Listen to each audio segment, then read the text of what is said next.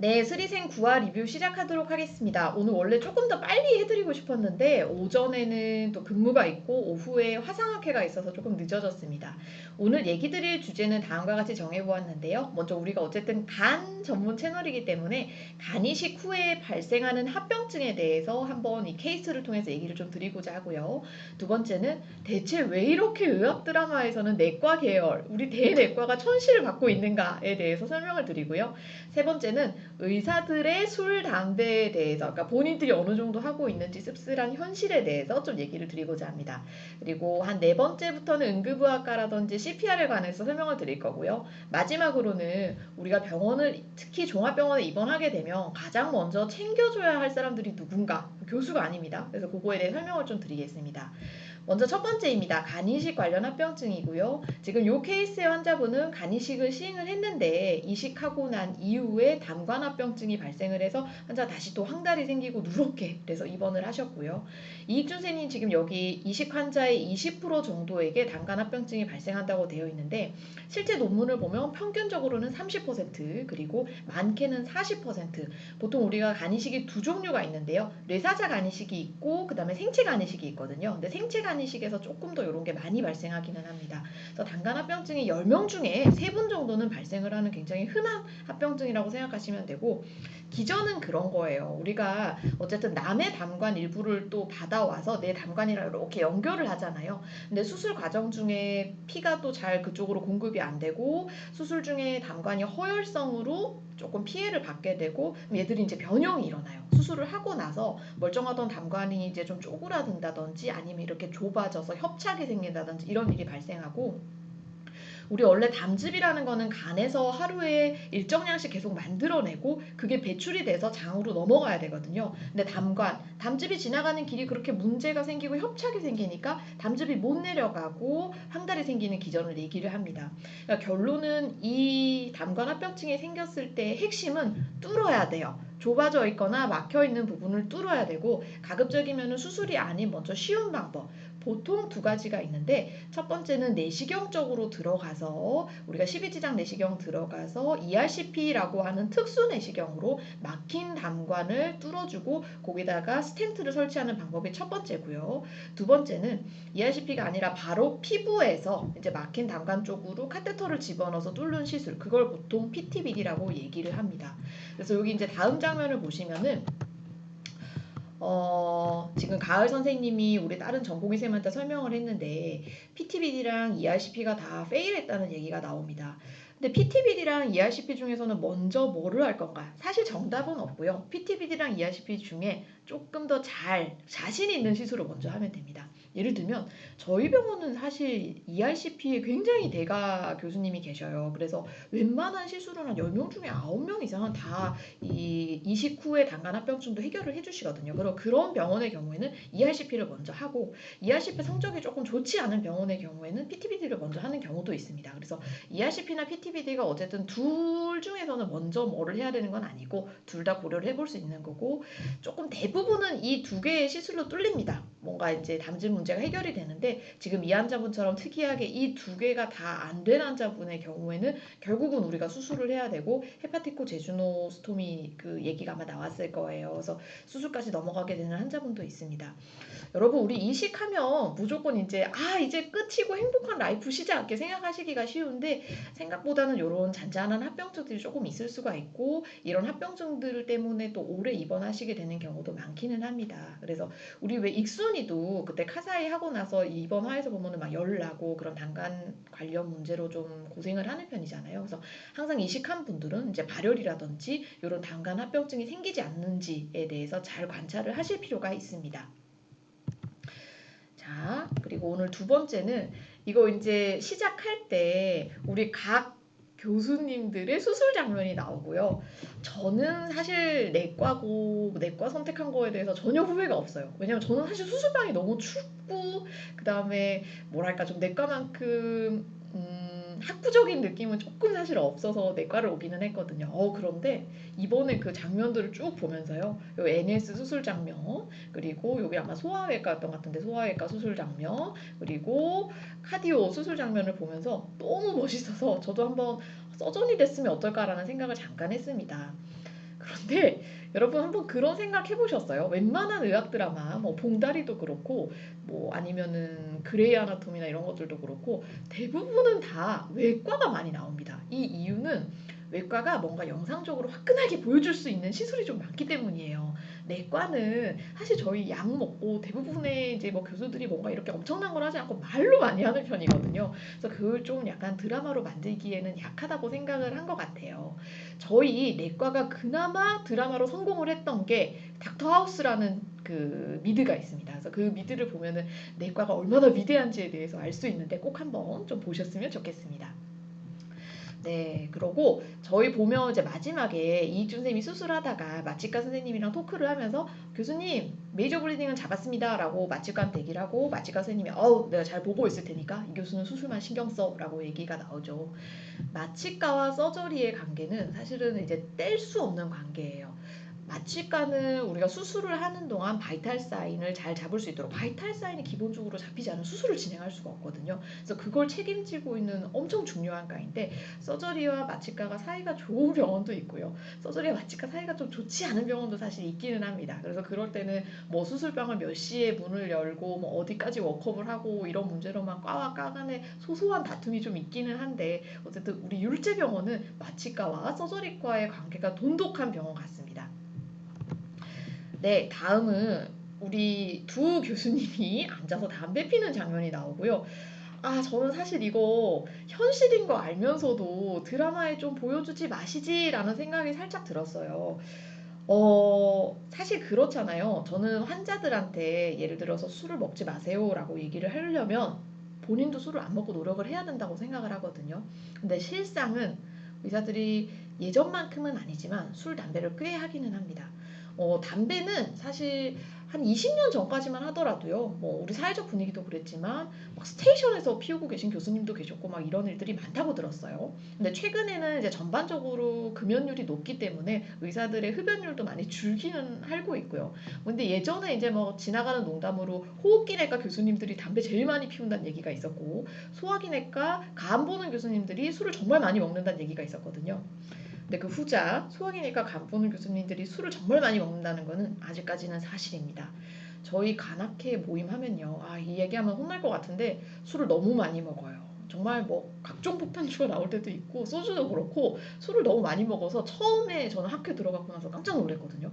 아니 술을 드시지 말라고 얘기를 해야 되는 분들이 이렇게 많이 먹어도 되는 건가? 라고 솔직히 생각하고 있고 한 번은 간학회 때 저희 정신과 선생님이 특강을 오셨어요. 특강을 오셔서 저희한테 한 소리 하셨습니다. 저는 장난으로라도 내과 그 간 보는 선생님들이 저는 술을 많이 먹습니다만라고 농담으로라도 안 했으면 좋겠다고 그 얘기를 하시더라고요. 왜냐면 이제 그런 말을 하는 사람은 환자를 볼 자격이 없다 얘기를 하시는 거고 부끄럽지만 굉장히 공감했습니다. 그래서 아직은 제가 조금 이제 학교에서도 어린 위치에 있고 교수 중에서도 조금 막내급이기 때문에 목소리를 크게 내고 있지는 않지만 제가 조금 이제 그레이드가 올라가고 하면은 의사 집단 안에서 본인이 금연과 금주를 하는 문화에 대해서는 조금 움직임을 만들어야 될 것 같아요. 그러니까 내가 조절을 할 수 없는 사람이 남한테 그걸 하라고 요구를 하는 거는 어불성설이라고 생각을 하기는 합니다. 어쨌든 안 보여줬으면 좋겠지만 실제로는 조금 이런 술, 담배를 하는 분들이 꽤 많다는 거. 네. 오늘 제작진들한테 좀 속상하면서도 얄미웠어요. 이런 장면 넣으신 거. 네, 다음 장면인데요. 우리 그 탁구 관련해서 뭐 여러분 보셨죠? 유명인들 많이 나온 거. 뭐 다른 채널에서 많이 얘기하실 것 같아서 저는 언급을 안 할게요. 자, 여기서 제가 낼 퀴즈입니다. 여기 지금 코드 블루가 우리 보통 CPR 상황이라고 환자가 쓰러져서 심폐소생술을 해야 되는 상황이거든요. 성인에서 CPR을 하는 과는 어디 어디일까요? 정답은 대부분의 CPR은 일단 모든 병원에서 내과와 응급의학과가 주축입니다. 그래서 어느 과를 막론하고 간에 코드블루 CPR이 뜨면은 내과 선생님들이 대부분 우르르 다 뛰어가는 거를 볼 수 있고요. 그런데 바이탈을 다루는 특수과, 예를 들면 지금 흉부외과나 아니면 신경외과 선생님들은 본인들은 본인 환자들의 CPR을 해결하실 수 있습니다. 그래서 우리가 CPR을 할 줄 아는 과는 성인 기준으로 내과, 외과, 흉부외과 그리고 일부 신경외과 이렇게 생각하시면 되고 다른 과 이제 뭐 마이너 서저리들의 경우에는 본인 환자분들이 CPR이 났을 때 1차적으로는 내과나 이제 다른 바이탈을 다루는 과에서 가서 도와드리도록 되어 있습니다. 그래서 이거 그냥 웃자고 하는 얘기인데 예전에 모 마이너 서저리과에서 한번 CPR이 난 적이 있었대요. 그런데 이제 그 교수님이 너무 놀라셔서 원래 CPR이 잘 나지 않는 과였거든요. 깜짝 놀라서 의사 불러와! 라고 얘기를 했다는 썰이 있습니다. 아무튼 그래서 여기 지금 흉부외과 같은 경우에는 CPR 나면은 뭐 그냥 무조건 뛰어가야 됩니다. 탁구를 할 수가 없어서 안타깝게 아무튼 지금 부전승으로 우리 이시계과가 올라가는 장면이었고요. 네, 다음은 응급의학과 얘기를 좀 하려고 합니다. 응급의학과가 여기 지금 좀 우픈 얘기와 그리고 뒤에 좀 현실 얘기가 나오는데요. 여기 교수님이 얘기하신 거 보면 응급이 없는 게 응급의학과인 거 몰라? 펠로우 전공의들이 많아 라고 얘기를 하는데 인력이 풍부한 병원의 응급의학과에서는 의외로 교수님들이 생각보다는 조금 널널해 보이시는 모습을 가끔 볼 수 있어요. 왜냐면 대부분의 아주 중하지 않은 환자들은 이미 전공이나 펠로우 선생님들 선에서 대부분 처리가 다 이루어지거든요. 그래서 인력이 많은 때는 오히려 그 교수님들은 조금 시간이 널널해서 쉬고 계신 모습을 가끔 볼 수 있고요. 근데 그렇게 인력이 많은 병원이 많지는 않습니다. 대형 병원 몇 개 제외하고는. 그래서 대부분의 응급의학과 선생님들은 정말 1분 1초 앉아있지도 못하고 고생하시는 경우가 많이 있어요. 여러분 그래서 여기 이제 화 나왔던 게 우리 멀티플 트라우마 환자가 한 명 실려왔잖아요. 그리고 그 환자가 응급의학과에서 처치가 잘 돼서 우리 이제 흉부외과랑 그리고 일반외과 쪽에서 수술이 잘 이루어져서 살아난 거를 볼 수 있는데 가장 중요한 게 우리 김준하 선생님 얘기하시는 건 응급실이라고 얘기를 합니다. 여러분 응급의학과에서 이렇게 잘 매니지를 해주지 않으면 수술을 갈 수가 없습니다. 그래서 생각보다 응급실에서 하는 매니지가 많이 중요하고 예를 들면 지금 우리 트라우마 환자 같은 경우에는 카디악 탐폰이라 그래서 심장이 뛰고 있는 심낭 바깥으로 물이 찼고요. 그 물이 심장을 누르게 되니까 심장이 뛸 수가 없잖아요. 그러면 피가 이제 안 도는 거고 사람이 쓰러지게 되는 겁니다. 그때는 정말 수분 수초를 다투게 빨리 그 물을 빼야 심장이 뛸 수 있는 공간을 만들어주는데 그 수분이 늦어지게 되면 그분은 사망을 하시는 거예요. 그래서 응급실에서 하는 처치는 생각보다 많이 중요하고 우리가 조금 도와드릴 필요가 있고요. 예를 들면 이제 재환자분들 중에 간혹 그런 경우가 있어요. 너무 힘들어서 복수를 뽑고 싶은데 주말이라 이제 바로 병원을 오실 수가 없으니까 뭐 응급실을 가서 복수를 뽑아달라고 얘기를 했던 환자분들이 몇 분 계셨고요. 환자가 없을 때는 응급실에서 바로바로 복수를 뽑고 대응을 해드리는데 이제 이런 식으로 응급한 환자가 오면은 저희 복수 뽑는 환자는 상대적으로 응급도가 떨어지게 되잖아요. 그래서 막 6시간, 8시간 기다리셨다가 뽑고 와서 막 이제 저한테 컴플레인 하시는 경우도 있었거든요. 그럼 저는 이제 대강 얘기를 해드립니다. 사실은 이게 운이다. 운이고 그 응급의학과에서 선생님을 신경을 안 써서 그런 게 아니라 다른 누군가를 조금 더 살리기 위해서 그랬던 거고 그래서 다음부터는 너무 힘드신 거 아니면은 가급적 제가 처리를 해드릴 테니까 혹시 가시지 마시라라고 이제 얘기를 드리고요. 첨언해서 그 저번 화에 왜 응급실 소리 지르는 우리 펠로우 소아과 선생님 나왔잖아요. 여러분 응급실에서는 가급적 그러지 마세요. 마음은 제가 다 이해합니다. 너무 급하고 정말 다 내일이 가장 급한 것 같고 사람은 원래 남의 암보다 나의 곧불이 가장 큰 병이거든요. 마음 다 이해는 하는데 그래도 누군가는 그 수분이 정말 살고 죽고를 결정할 수 있는 시간일 수 있습니다. 그리고 내가 소리 지르고 막 난리를 피는 그 사이에 누군가의 처치가 안 되면 그분이 돌아가실 수가 있는 환경이 응급실이에요. 그래서 응급실에서는 최대한 그래도 이성의 끈을 잡고 계셔야 됩니다. 그래야 우리 모두에게 좋은 결과를 가지고 올 수 있습니다. 네, 그리고 우리 특별 출연하신 제가 너무 좋아하는 우리 배우님이 나오셨는데요. 보시면은 원래 학회를 가려고 하다가 지금 응급하게 우리 수술이 생겨가지고 수술하고 나서 플로우가 좋은지 보시려고 그 수술 중에 초음파 보시는 것 때문에 학회 갔다 다시 돌아온 거를 볼 수 있고요. 아, 이런 일이 진짜 많아요. 이상하게 저도 학회만 가면 제 환자분들이 안 좋아지십니다. 이거 뭐 그냥 징크스 같은데요. 얼마 전에 작년이군요 벌써 인천에서 저희는 간악회를 한번 했었고 영종도에서 했고요. 부천에서 근데 뭐 인천이 아주 멀지는 않습니다만 그래도 운전하면 1시간이 좀 넘거든요.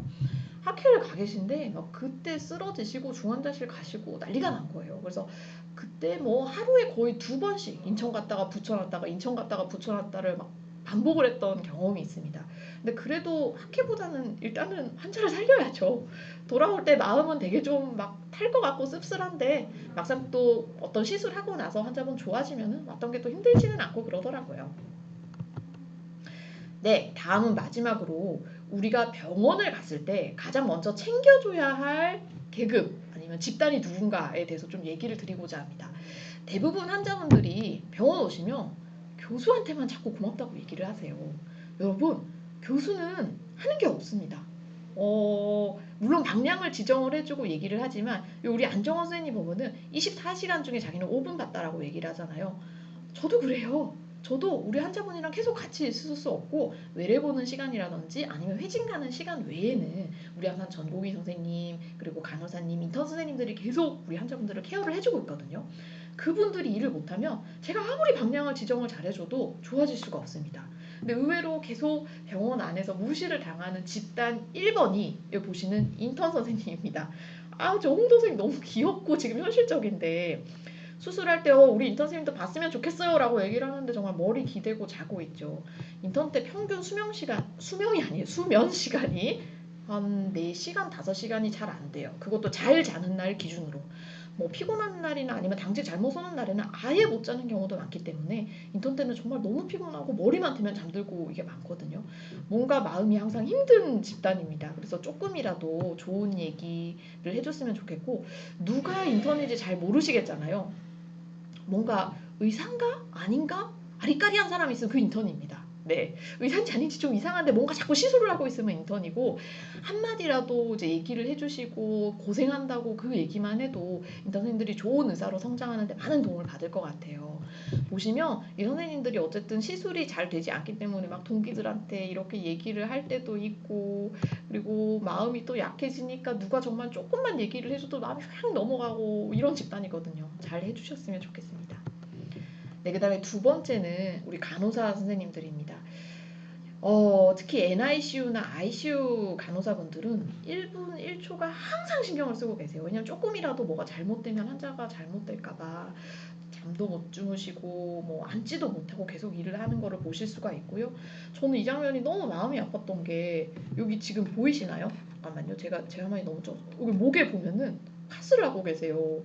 너무 아기를 계속 많이 안고 다니고 일을 계속 하시다가 아마 이 목 쪽으로 근육통이 왔던 것 같은데 좀 전까지 민소리 계속 안고 있었다고 얘기하면서 파스를 붙이는데 너무 속상하더라고요.